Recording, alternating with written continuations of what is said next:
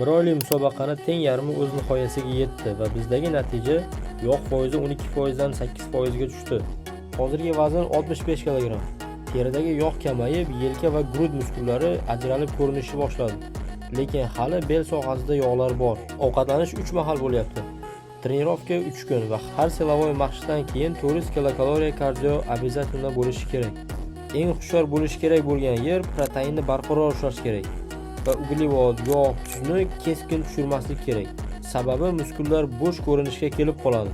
Oldimizdagi 15 kunlikda esa yog' va uglevod miqdorini tushirishimiz kerak.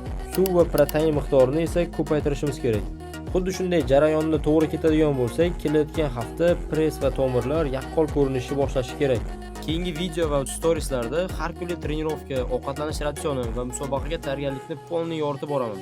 Agar qiziq bo'lsa, kanalga obuna bo'lib, kunlik tayyorgarlik bosqichlarini kuzatib boring va qo'llab-quvvatlashni unutmang.